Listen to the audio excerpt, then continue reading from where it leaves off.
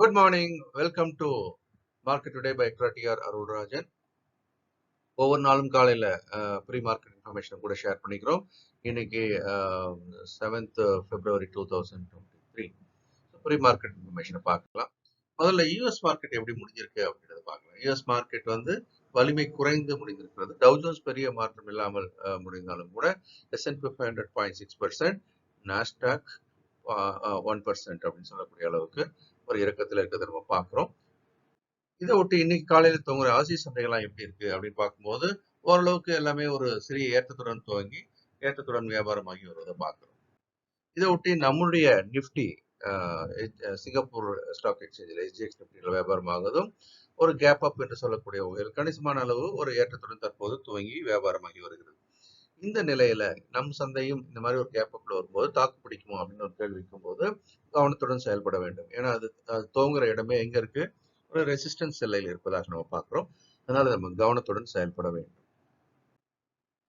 So overall நிஃப்டினுடைய ஒரு range அப்படின்னு நம்ம பார்க்கும்போது 17,150 கீழே மேலே 17,800 நம்ம வச்சிருக்கிறோம். அந்த 800 இப்போ உடைக்கிறதுக்கான ஒரு முயற்சியில அது ஈடுபட்டு இருக்கிறத பார்க்குறோம். ஒருவேளை அது உடைக்கப்பட்டால் 18,100 அப்படின்றது முக்கியமான ஒரு ரெசிஸ்டன்ஸ் லெவலாக இருக்கும். அப்படி ஒருவேளை 17,800 உடைச்சு மேலே நின்னுது அப்படின்னு சொன்னா நம்ம சப்போர்ட் லெவலில் 17,150ல இருந்து 450 நோக்கி நகர்த்த வேண்டிய கட்டாயத்தில் இருப்போம். மேக்ரோ எக்கனாமிக்கல் ஃபேக்டர்ஸ் அப்படின்னு நம்ம பார்க்கும்போது 10 இயர் யூஎஸோட 10 இயர் பாண்ட் ஈல்டு வந்து மெல்ல மெல்ல கூட ஆரம்பிச்சிருக்கு. 10.5லேருந்து 10.6 நோக்கி நகர்ந்திருக்கு.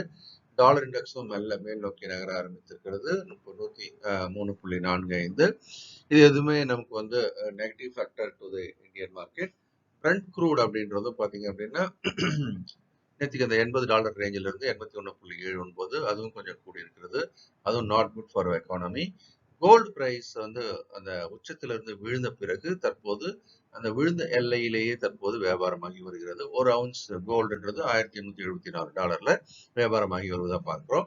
இதோட சர்ப்ரைசிங்கான ஃபேக்டர் என்ன அப்படின்னு பார்த்தீங்கன்னா யூஎஸ்டி ஐஎன்ஆர் நம்மளுடைய ரூபாயானது மிக வேகமாக அந்த வலிமை குன்றி வருகிறது அப்படின்னு நம்ம பார்க்கிறோம்.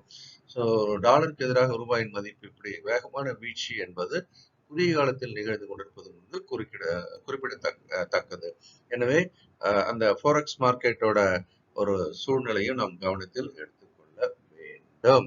ஏனென்றால் இது நம்முடைய பொருளாதாரத்தோடு நேரடியாக தொடர்பு கொண்டது, பாதிப்பை ஏற்படுத்தக்கூடியதாகவும் பார்க்க வேண்டும். எஃப்ஐஸ் வந்து தொடர்ந்து செல்லர்ஸ் தான் இருக்கிறாங்க. நேத்திக்கும் 1,212 கோடிக்கு வித்திருக்கிறாங்க. அதே சமயம் டொமஸ்டிக் இன்ஸ்டிடியூஷன் இன்வெஸ்டர்ஸ் 1,203 கோடிக்கு வாங்கியிருக்கிறாங்க.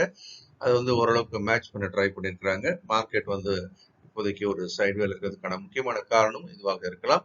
ஆனாலும் இன்னும் எஃப்ஐஸ் வந்து செல்லிங் மோட்ல தான் இருக்கிறாங்க.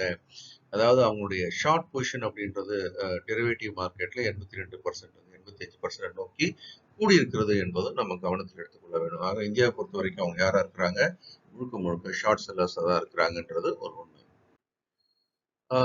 எவ்ரிடே 11 o'clock நம்ம வந்து ஃபியூச்சர்ஸ் நிஃப்டியை லைவா எக்ட்ரா டிவின்னு சொல்லக்கூடிய யூடியூப் சேனல்ல பண்றோம். இன்னைக்கான வியாபார வாய்ப்புகள் அடையாளம் காணப்படுகிறது. நீங்களும் பார்க்கலாம்.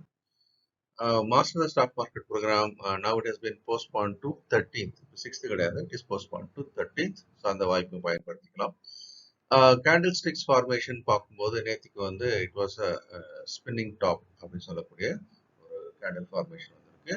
ஸோ இது என்ன செய்து ஒரு நிச்சயமற்ற தன்மையை கொடுத்திருக்கிறது. இன்னைக்கு சந்தை ஒருவேளை இந்த ஸ்பின்னிங் டாப் கீழே முடிஞ்சால் வலுவான இறக்கத்திற்கும் தயாராகலாம். ஸோ இந்த நாளும் இனிமையான நாளாக இருக்கு. மனமார்ந்த வாழ்த்து.